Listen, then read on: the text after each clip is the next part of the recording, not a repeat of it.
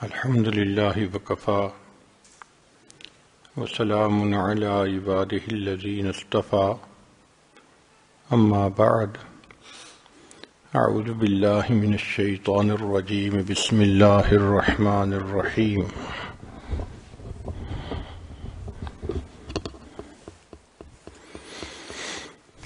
يا أيها الذين آمنوا توبوا إلى الله توبة نصوحا سبحان ربك رب العزة عما يصفون وسلام على المرسلين والحمد لله رب العالمين اللهم صل على سيدنا محمد وعلى آل سيدنا محمد وبارك وسلم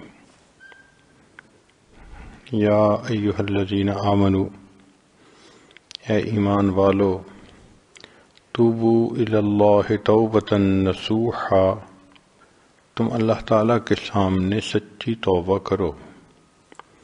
انسان جو کام بھی شریعت کے خلاف کرتا ہے اس کو گناہ کہتے ہیں، اس سے توبہ کرنا انسان کے اوپر لازم ہو جاتا ہے۔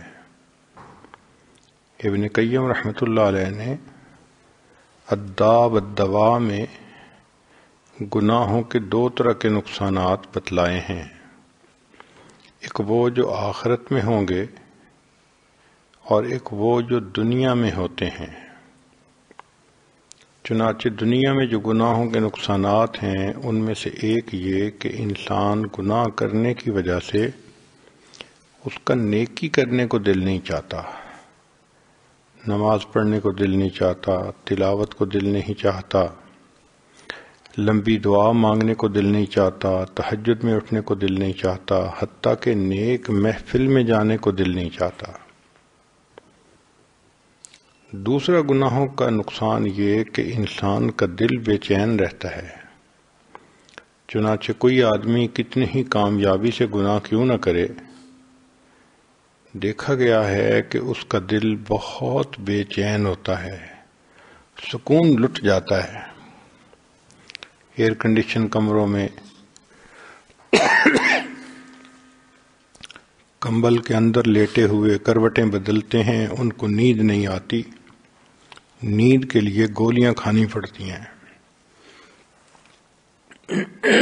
پھر زندگی میں سے برکت نکل جاتی ہے، وقت میں برکت نہیں رہتی، صحت میں برکت نہیں رہتی، قوت یادداشت میں برکت نہیں رہتی، برکت انسان کی زندگی سے نکل جاتی ہے۔ ایک اثر یہ کہ دعائیں قبول نہیں ہوتی، چنانچہ خود زبان سے کہتے ہیں جی کہ اللہ تو ہماری سنتا ہی نہیں، حالانکہ اللہ تعالیٰ تو سب کی سنتا ہے۔ ان ربی لسمیع الدعاء، میرا رب دعا کو سنتا ہے، لیکن اس کو پورا کرنا یا نہ کرنا یہ تو اللہ کا اپنا اختیار ہے۔ ہم اپنے گھروں میں دیکھتے ہیں کہ جو بچہ بہت فرما بردار ہو، نیکوکار ہو، ماں باپ کا دل خوش کرے، جب وہ کوئی بات کرتا ہے تو باپ فوراً پوری کر دیتا ہے، اور جو ماں باپ کو دکھ دے، ستائے، وہ بچہ کوئی بات کرے تو انسان سنی انسنی کر دیتا ہے۔ اسی طرح جو فسق و فجور کی زندگی گزارتا ہے اس شخص کی دعاؤں کو اللہ تعالیٰ سنی انسنی فرما دیتے ہیں۔ گناہوں کا ایک نقصان یہ بھی ہے کہ نعمتوں کو زوال آنا شروع ہو جاتا ہے۔ چنانچہ جو پروردگار نعمتیں دینا جانتا ہے وہ پروردگار نعمتیں لینا بھی جانتا ہے۔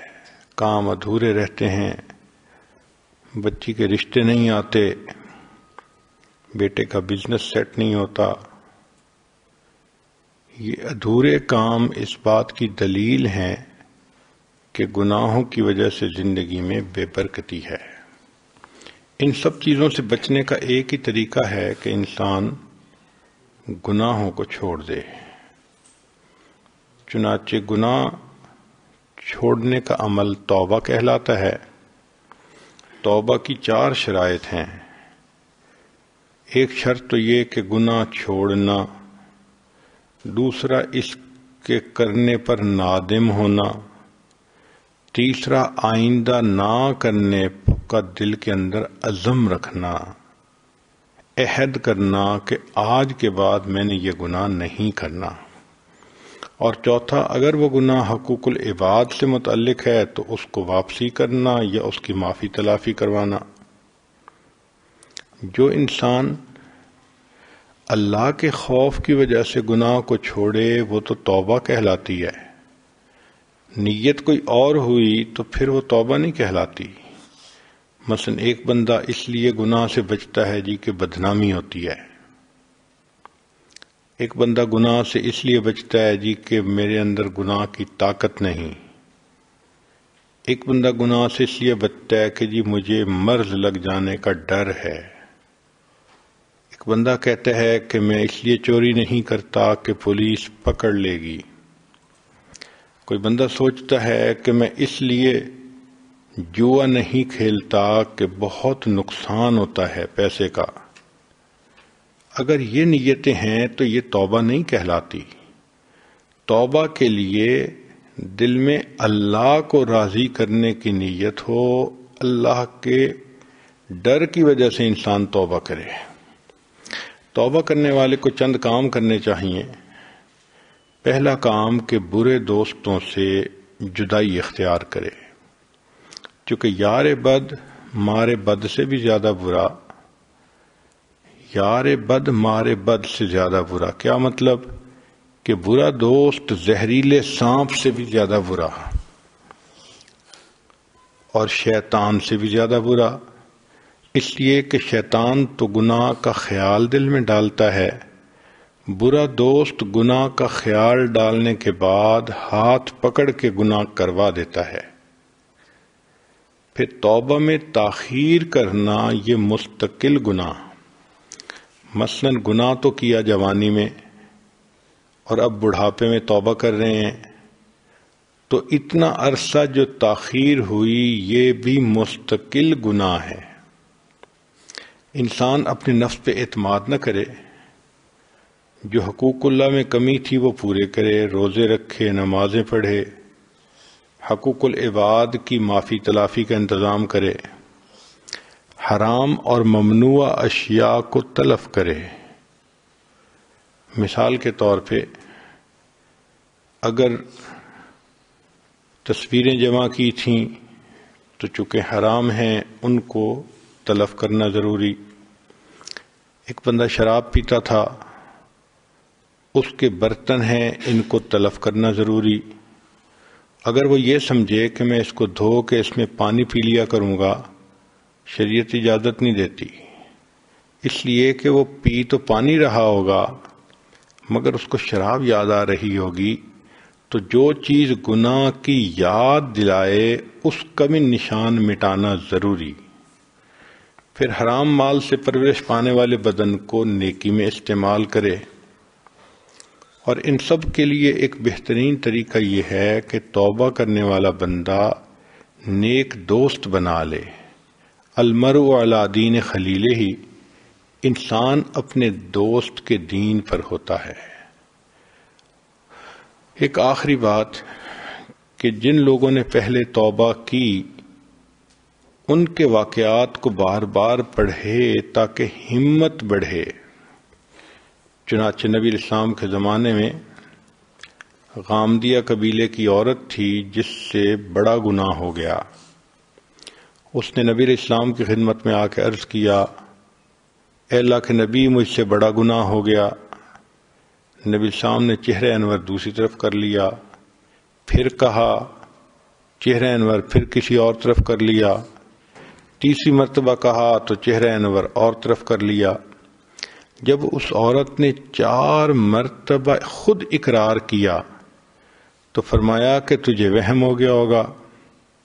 اس نے کہا، اے اللہ کے حبیب صلی اللہ علیہ وسلم مجھے کوئی وہم نہیں، مجھ سے گناہ سرزد ہوا اور اس وقت میں حمل سے ہوں۔ نبی اسلام نے فرمایا، اچھا جاؤ، پھر جب بچے کی ولادت ہو جائے تو اس کے بعد میرے پاس آنا۔ وہ عورت جانتی تھی کہ ایک تو نجاست ہوتی ہے پیشاب پخانے کی، یہ پانی سے دھل جاتی ہے، ایک نجاست ہوتی ہے گناہ کی، یہ توبہ کے بغیر نہیں دھلتی۔ چنانچہ جو زناکار انسان توبہ کیے بغیر فوت ہو گیا، قیامت کے دن ناپاک حالت میں اٹھایا جائے گا۔ اب اس کے لیے 9 مہینے گزارنے مشکل تھے، راتوں کو نیند نہیں آتی تھی، دلوں کو چین نہیں آتا تھا۔ وہ سوچتی تھی اگر اس دوران میری موت آ گئی تو میں اللہ تعالیٰ کے سامنے ناپاک کیسے کھڑی ہوں گی۔ اللہ کی شان کہ جب اس کی بیٹا پیدا ہوا تو وہ اس کو لے کر آئی، اے اللہ کے حبیب صلی اللہ علیہ وسلم یہ بیٹا ہوا ہے۔ نبی صاحب نے فرمایا کہ اچھا اس کو جاؤ دودھ پلاؤ۔ دودھ پلانے کے لیے مزید 2 سال لگتے ہیں، حولین کاملین۔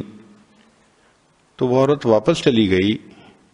ذرا غور کیجئے، اگر یہ عورت اپنی رائے بدلنا چاہتی تو یہ بدل سکتی تھی، اگر یہ عورت کسی دوسری بستی میں جا کے چھپنا چاہتی تو چھپ سکتی تھی، اس کے پیچھے کوئی پولیس تو نہیں کھڑی تھی، مگر اس کے دل میں یہ خوف تھا کہ اگر میں نے دنیا میں اپنے آپ کو پاک نہ کروایا تو قیامت کے دن تو اللہ تعالیٰ میری طرف دیکھیں گے بھی نہیں۔ چنانچہ حدیث پاک میں آتا ہے کہ جو زناکار ہوگا یا بے پردہ عورت ہوگی، اللہ تعالیٰ قیامت کے دن اس کی طرف نہیں دیکھیں گے۔ اب اس کو ایک آگ سینے میں لگی ہوئی تھی، چین نہیں آتا تھا، اس کا وقت نہیں گزرتا تھا۔ بالآخر جب بچے نے سالڈ کھانا شروع کیا تو وہ ایک دن بچے کو لے کے آئی، بچے کے ہاتھ میں روٹی کا ٹکڑا تھا۔ اے اللہ کے حبیب صلی اللہ علیہ وسلم میرے بچے نے روٹی کھانی شروع کر دی۔ نبی علیہ السلام نے پھر صحابہ سے فرمایا کہ اب اس کے اوپر حد جاری کرو۔ حد جاری کرتے وقت ایک صحابی نے اس عورت کو سختی کی بات کر دی کہ تم نے اپنے خاندان کو بدنام کروا دیا۔ تو نبی علیہ السلام نے فرمایا لقد تابت توبتن، اس عورت نے اتنی سچی توبہ کی ہے، لو قسمت بین 70 من اہل المدینہ وسعتہم، کہ اگر مدینہ کے 70 گنہگاروں میں اس کی توبہ کا ثواب تقسیم کیا جاتا تو 70 گنہگاروں کی بخشش ہو جاتی۔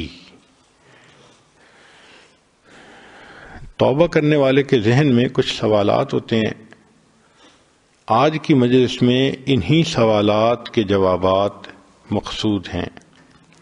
پہلا ذہن میں سوال آتا ہے کہ میرے گناہ تو اتنے زیادہ سارے گناہ بخش دیے جائیں گے؟ جواب جی ہاں۔ چنانچہ فرمایا اے میرے بندے، اگر تیرے گناہ آسمان کے ستاروں کے برابر ہیں، اگر تیرے گناہ ساری دنیا کی ریت کے ذرات کے برابر ہیں، اگر تیرے گناہ پانی کے قطروں کے برابر ہیں، اگر تیرے گناہ ساری دنیا کی درختوں کے پتوں کے برابر ہیں، تیرے گناہ تھوڑے ہیں، میری رحمت زیادہ ہے، تو توبہ کرے گا میں تیری توبہ کو قبول کر لوں گا۔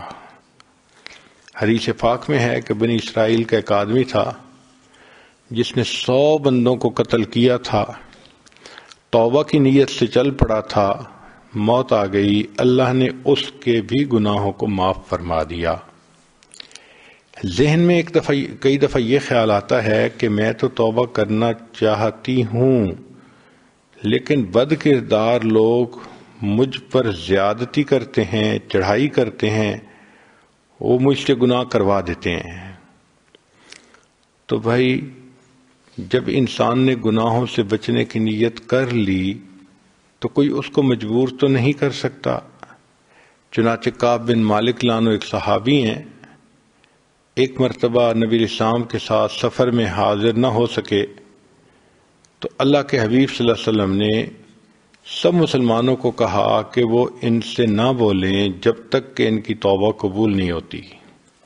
وہ فرماتے ہیں کہ میرے اوپر 40-50 دن کا پیریڈ بڑا مشکل تھا، زمین اپنی پوری فراخی کے باوجود تنگ ہو گئی تھی، میرے دل میں بار بار یہ خیال آتا تھا کہ اگر اس دوران مجھے موت آ گئی تو میرا آخرت میں کیا بنے گا، اور کبھی یہ خیال آتا کہ اگر اللہ کے حبیب صلی اللہ علیہ وسلم نے پردہ فرما لیا تو پھر میرا کیا بنے گا۔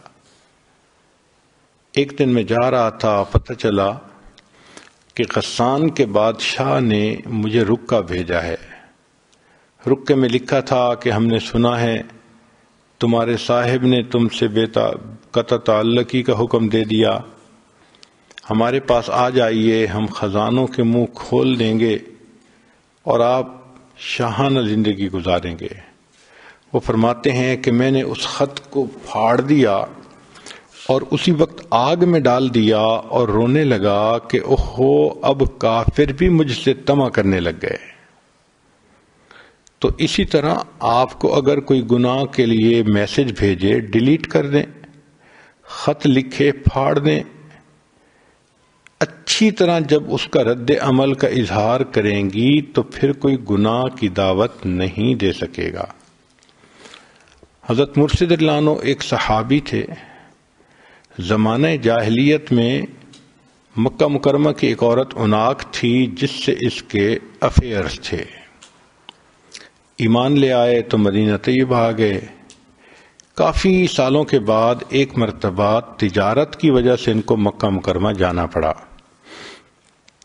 مغرب کے قریب یہ گلی میں سے گزر رہے تھے کہ اس عورت نے دیکھا تو وہ ان کو کہنے لگی کہ بڑا عرصہ ہوا تم مجھے ملے نہیں، آج میرا خاوند گھر پہ نہیں، سفر پہ گیا ہوا ہے، تم اپنا کام سمیٹ کے میرے پاس آ جانا، ہم اکٹھی رات گزاریں گے۔ مرشد لانو نے فرمایا کہ میں نہیں آؤں گا۔ وہ بڑی حیران ہوئی، کہنے لگی مرشد تم وہی ہو نا کہ جو مکہ کی گلیوں میں میرے پیچھے پھرتے تھے، میری منت کرتے تھے کچھ وقت میرے ساتھ گزارو، میرے ساتھ کچھ وقت رہ لو، اور میری منتیں کرتے تھے کہ میں تمہیں وقت دے دوں۔ آج میں خود تمہیں کہہ رہی ہوں اور تم نہ بولتے ہو۔ تو مرشد لانو نے اس کی طرف دیکھا بھی نہیں۔ وہ بڑی حیران ہو کے کہنے لگی تم میری طرف دیکھ کیوں نہیں رہے؟ تو انہوں نے فرمایا کہ اب میری آنکھوں نے اس مبارک ہستی کو دیکھ لیا جس کو دیکھنے کے بعد اب یہ غیر محرم کو نہیں دیکھ سکتی۔ عورت چونکہ ان کے ساتھ بہت کلوز رہ چکی تھی، طبیعت کے اندر بہت کلوزنس تھی، اس نے ہاتھ آگے بڑھایا کہ ان کے ہاتھ کو پکڑے۔ تو مرشد لانو نے کہا کہ خبردار مجھے ٹچ نہ کرنا ورنہ میں اپنی تلوار سے تمہاری گردن الگ کر دوں گا۔ جب اس عورت نے یہ گفتگو سنی تو وہ گھبرا گئی اور وہ اپنے گھر واپس چلی گئی۔ دیکھو جو گناہوں سے بچنے والے ہوتے ہیں وہ پھر ایسے عمل کرتے ہیں۔ کچھ دعائیں بھی ہیں، اللہم انا نجعلک فی نحورہم ونعوذ بک من شرورہم، اللہم استر عوراتنا وآمن روعاتنا، اللہم لا تشمت بنا الاعداء ولا الحاسدین۔ کئی مرتبہ ذہن میں یہ سوال آتا ہے کہ میرے لیے پرانی یادیں عذاب بن چکی ہیں، میں کیسے ان کو ذہن سے نکالوں؟ بھئی ہمارے لیے پرانی یادوں کو نکالنا مشکل، اللہ تعالیٰ کے لیے تو آسان ہے، لہذا اللہ تعالیٰ پر نظر رکھیں، دعا مانگیں، پروردگار بندے کے ذہن سے گناہوں کی یادداشت بھی ختم کر دیں گے۔ ایک سوال ذہن میں یہ آتا ہے کہ میں نے توبہ تو کر لی، کیا اللہ رب العزت کے سامنے گناہوں کا اعتراف کرنا ضروری ہے؟ جی ہاں، یا تو دنیا میں اعتراف کر لیں جیسے نبی علیہ السلام نے دعا سکھائی، ابوء لک بنعمتک و ابوء بذنبی، اے اللہ میں آپ کی نعمتوں کا بھی اعتراف کرتا ہوں اور اپنے گناہوں کا بھی اعتراف کرتا ہوں۔ اور اگر دنیا میں اعتراف نہ کیا تو جہنم میں جا کے جہنمی کے بارے میں آتا ہے فاعترفوا بذنبہم وہ اپنے گناہوں کا اعتراف کر لیں گے، فسحقا لاصحاب السعیر، مگر ان جہنم میں جانے والوں کے لیے تو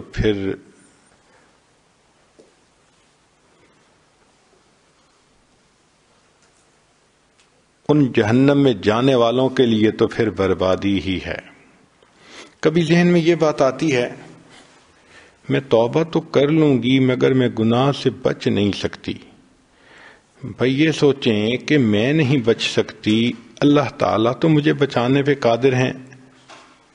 ہم نے یہ دیکھا ہے کہ جو بندہ خود پکی توبہ نہ کر سکے یا توبہ پہ قائم نہ رہ سکے، اس کو چاہیے کہ کسی اللہ والے کے ساتھ مل کر توبہ کے کلمات پڑھ لے، اس کی برکت سے اللہ سچی توبہ کی توفیق عطا فرما دیتے ہیں۔ کبھی ذہن میں یہ خیال آتا ہے کہ اللہ تعالیٰ بڑا رحیم ہے، وہ بخش دے گا۔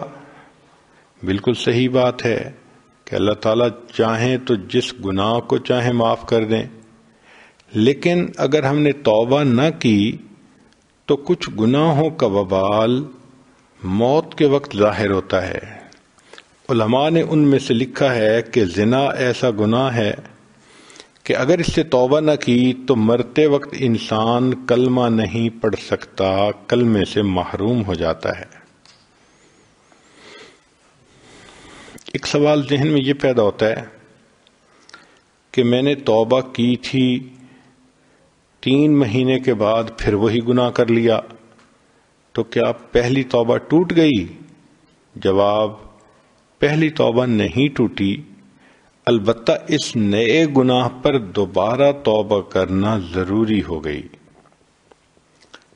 ایک سوال کہ جی میں 2 گناہ کرتی ہوں، نماز بھی نہیں پڑھتی، بے پردہ بھی پھرتی ہوں۔ نماز پڑھنا تو مشکل ہے لیکن میں سر پہ دوپٹہ کر لیتی ہوں، پردہ کر لیتی ہوں۔ جی ہاں، ایک گناہ کرتے ہوئے دوسرے گناہ سے توبہ کوئی کرے تو وہ توبہ ہو سکتی ہے، اور ہو سکتا ہے کہ اسی کی برکت سے اللہ اس پہلے گناہ سے بھی توبہ کی توفیق عطا فرما دے۔ کبھی ذہن میں یہ آتا ہے کہ میں پرانے جو قضا نماز اور روزے ہیں ان کا کیا کروں؟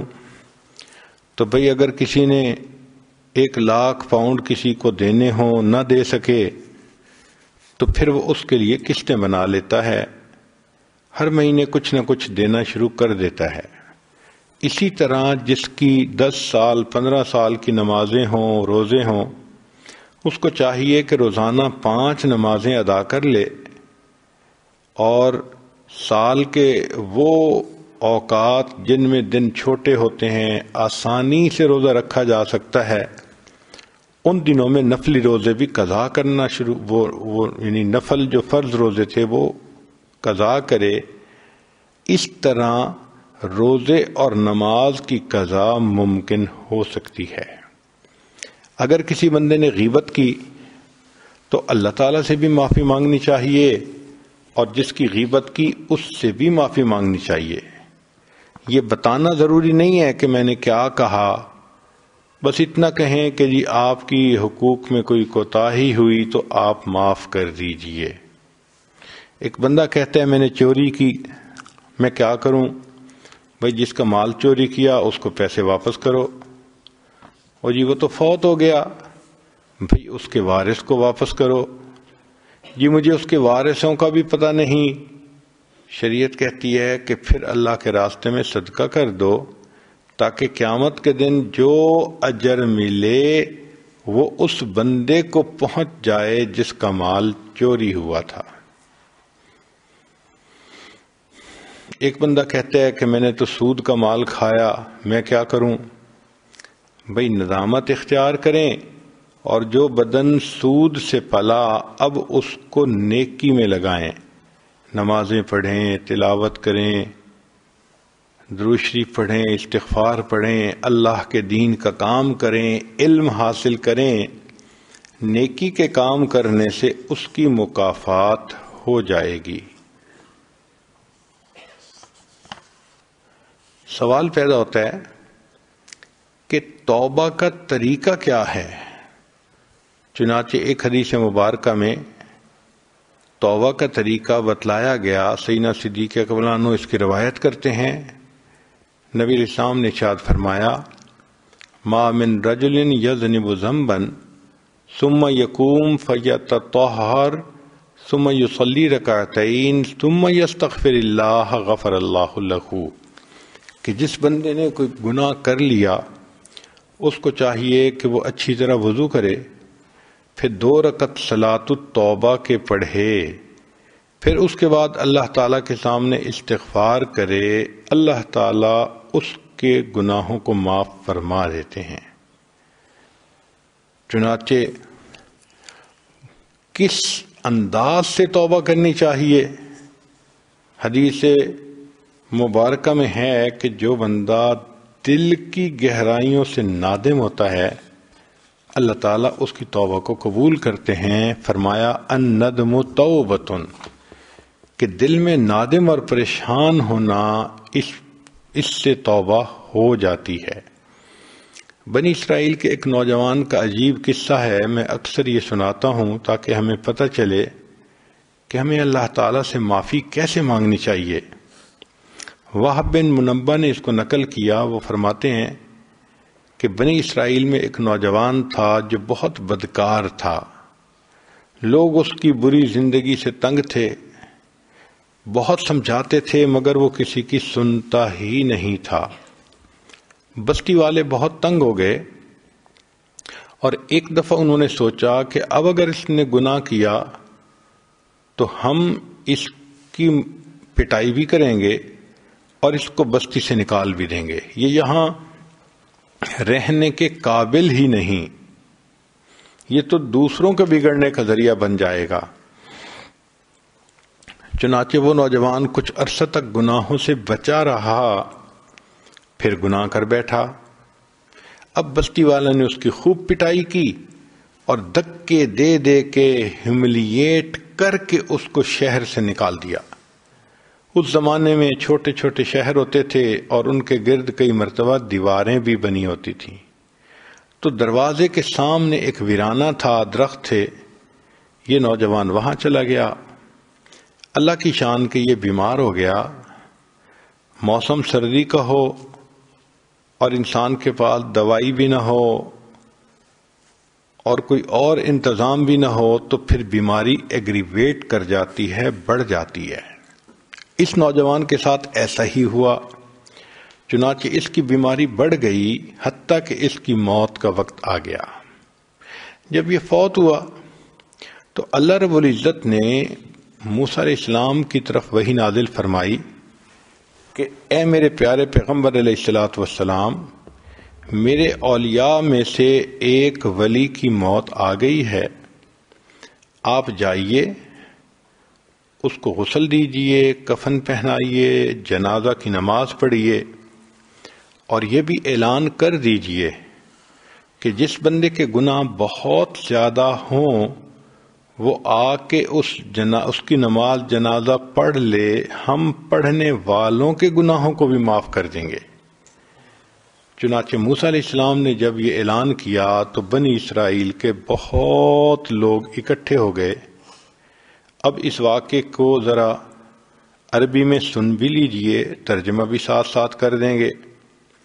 کان فی زمن موسیٰ علیہ السلام شاب عاتن، موسیٰ علیہ السلام کے زمانے میں ایک نوجوان تھا جو بڑا سرکش تھا، مسرف علی نفسہ، اپنی جان پہ بڑا ظلم کرتا تھا۔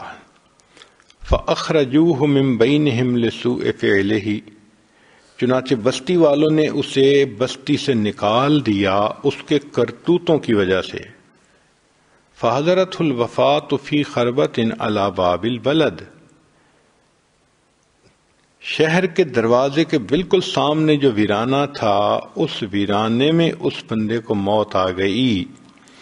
فأوحى اللہ تعالی الی موسیٰ علیہ السلام، اللہ رب العزت نے موسیٰ علیہ السلام کی طرف وحی نازل فرمائی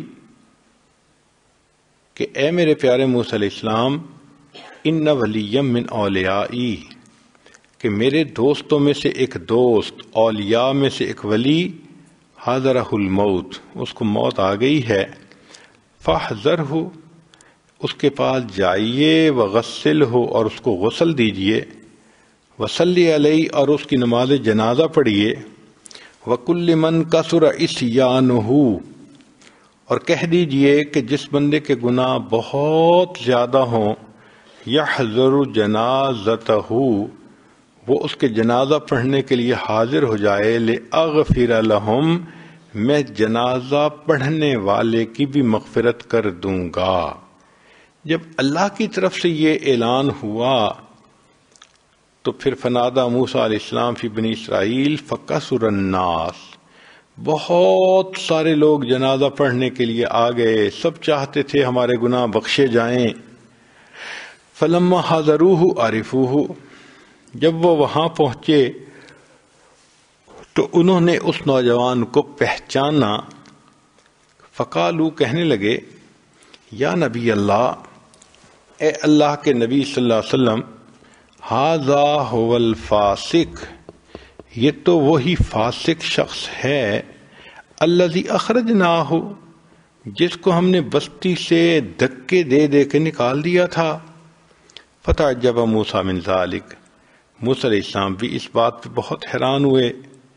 فأوحى اللہ الیہ، اللہ نے حضرت موسیٰ علیہ السلام کی طرف وحی نازل فرمائی، صدقوا وہم شہدائی، اے میرے پیغمبر اسلام، یہ لوگ سچ کہہ رہے ہیں مگر یہ اس بات کے گواہ ہیں، انہ لما حضرتہ الوفاۃ فی ھذہ الخربۃ، بات یہ ہے کہ جب اس بندے کو اس ویرانے میں موت کا وقت آ گیا، نظر یمنۃ و یسرۃ، اس نے اپنے دائیں دیکھا، اپنے بائیں دیکھا، فلم یرا حمیما ولا قریبا، کوئی اس کا دوست پاس نہیں تھا، کوئی رشتہ دار پاس نہیں تھا۔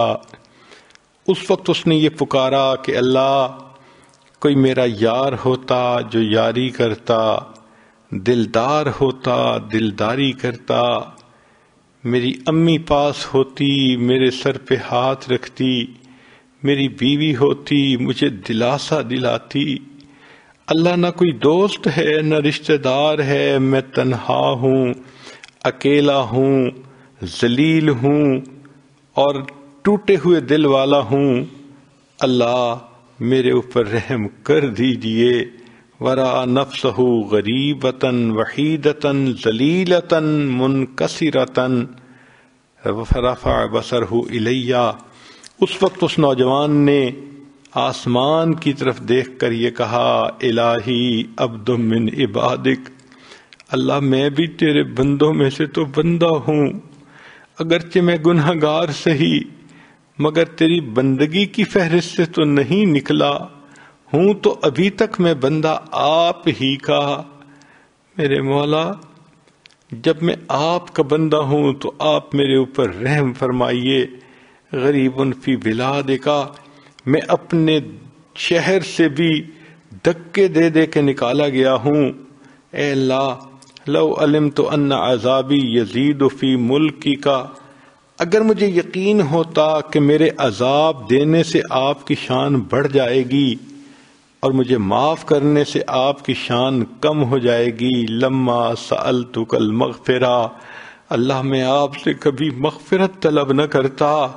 ولیس لی ملجأ، اللہ میری کوئی جائے پناہ نہیں، ولا رجاء، کوئی امیدگار نہیں، الا انتا، سوائے تیرے۔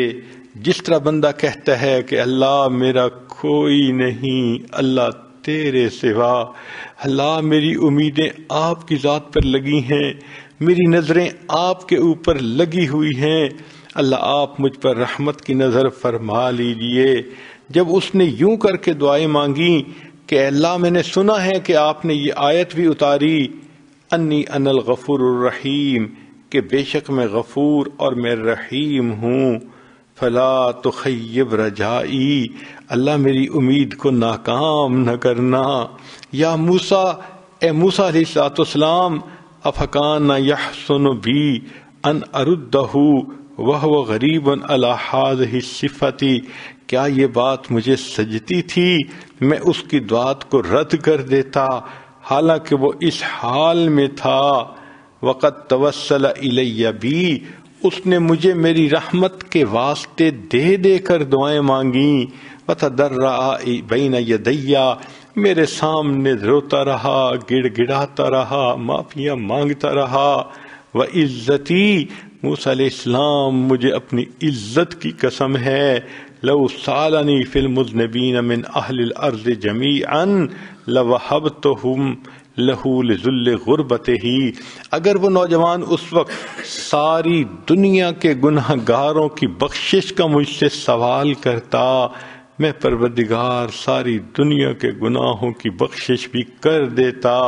اے موسیٰ علیہ السلام، انا کہف الغریب، میں پردیسی کی پناہ گاہ ہوتا ہوں، وحبیبہ، اور جس کا کوئی دوست نہیں ہوتا اس کا دوست میں ہوتا ہوں، وطبیبہ، اور جس کا علاج معالجہ کرنے والا کوئی نہیں ہوتا اس کی تیمارداری کرنے والا میں ہوتا ہوں، وراحمہ، اور جس پر کوئی رحم نہیں کھاتا اے موسیٰ علیہ السلام اس پر رحم کھانے والا میں ہوتا ہوں۔ یا پروردگار اتنے کریم ہیں، اتنے مہربان ہیں کہ بندے کے گناہوں کو معاف کرنے کے لیے تیار ہیں۔ ہمیں چاہیے ہم بھی موقع سے فائدہ اٹھائیں اور اپنے گناہوں سے سچی پکی توبہ کر کے اللہ رب العزت سے معافی مانگ لیں۔ وآخر دعوانا ان الحمد للہ رب العالمین۔ سبحان ربی العلی الوہاب، اللہم صلی علی سیدنا محمد وعلی آل سیدنا محمد وبارک وسلم۔ اے کریم آقا، ہم آپ کے عاجز مسکین بندے ہیں، ہمارے گناہوں کو معاف فرما، خطاؤں سے درگزر فرما، عیبوں کی پردہ پوشی فرما۔ اللہ ہماری نگاہوں کو پاک فرما، دلوں کو صاف فرما، سینوں کو اپنی محبت سے لبریز فرما، اپنے عشق کی آتش ہمارے سینوں میں پیدا فرما، ہمارے انگ انگ سے اپنے ذکر کو جاری فرما، روئیں روئیں سے اپنے ذکر کو جاری فرما، ہڈی ہڈی بوٹی بوٹی میں اپنی محبت پیدا فرما۔ کریم آقا، جسمانی بیماریوں کو دور فرما، روحانی بیماریوں کو دور فرما۔ اللہ ہمارے علم میں برکت عطا فرما، عمل میں برکت عطا فرما، رزق میں برکت عطا فرما، کاموں میں برکت عطا فرما، قدم قدم اپنی برکتیں شامل حال فرما۔ اللہ علم حاصل ہونے کے بعد جہالت کے کاموں سے محفوظ فرما، عزتیں ملنے کے بعد ذلت سے محفوظ فرما، اپنے قرب کے بعد دوری سے محفوظ فرما، ہدایت ملنے کے بعد گمراہی سے محفوظ فرما۔ اس سے پہلے کہ لوگ ہمیں کلمہ پڑھائیں، ہمیں اپنے اختیار سے کلمہ پڑھنے کی توفیق عطا فرما۔ اس سے پہلے کہ ہماری ظاہر کی آنکھیں بند ہو جائیں، من کی آنکھیں کھلنے کی توفیق عطا فرما۔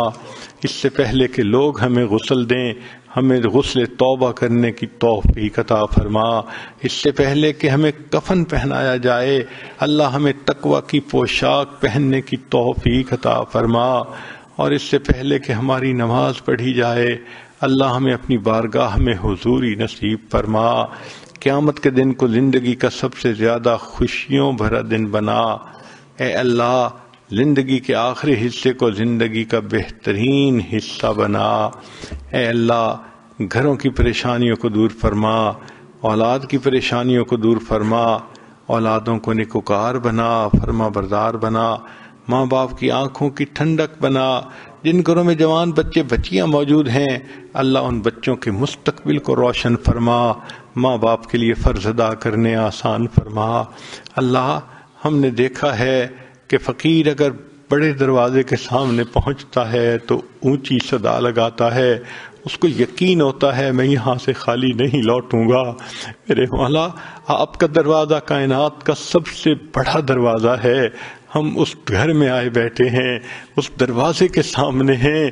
اے اللہ اپنے رحمتوں کے خزانوں کے دروازے کھول دیجئے، ہماری خطاؤں کو معاف کر دیجئے۔ تیری ایک نگاہ کی بات ہے، میری زندگی کا سوال ہے۔ اے اللہ آپ کی رحمت کی ایک نظر پڑے گی، ہمارے گناہ معاف ہو جائیں گے۔ اللہ ہمیں معاف فرما دیجئے۔ اللہ گھر میں جو بیمار ہیں ان کو شفا عطا فرما، جو مقروض ہیں قرضے کی ادائیگی کی سبیل پیدا فرما، جن گھروں میں جوان بچے بچیاں موجود ہیں ان بچوں کے مستقبل کو روشن فرما، ماں باپ کے لیے فرض ادا کرنے آسان فرما، اولاد کے غموں سے محفوظ فرما، اولاد کے دکھوں سے محفوظ فرما، اولاد کی پریشانیوں سے محفوظ فرما۔ میرے مولا نیکوکاری کی زندگی نصیب فرما، اللہ اپنی حفاظت نصیب فرما۔ اب کریم جو روٹی کا ساحل ہوتا ہے، ایک دروازے پہ چلا جائے اور اسے نہ ہو تو وہ دوسرے پہ چلا جاتا ہے، نہ ملے تیسرے پہ چلا جاتا ہے، اس کا کوئی مسئلہ نہیں۔ اللہ مسئلہ تو ہمارا ہے جن کے پاس ایک ہی دروازہ ہے۔ ہم اچھی طرح جانتے ہیں جو آپ کے دروازے سے خالی اٹھتا ہے وہی بدبخت ہوتا ہے۔ اللہ ہماری دعاؤں کو رد نہ کیجیے۔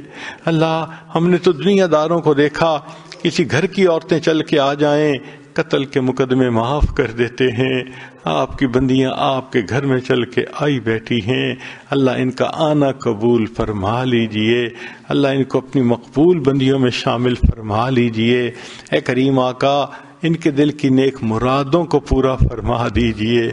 رب کریم آنے والے وقت کو گزرے وقت سے بہتر فرما، آنے والی زندگی کو گزری ہوئی زندگی کا کفارہ بنا۔ میرے مولا وہ محبت کی نظر جو آپ نے فضیل بن ایاز پر ڈالی، ڈاکوؤں کی سرداری سے نکال کے ولیوں کا سردار بنا دیا، وہ محبت کی نظر ہم پر بھی ڈال دیجئے۔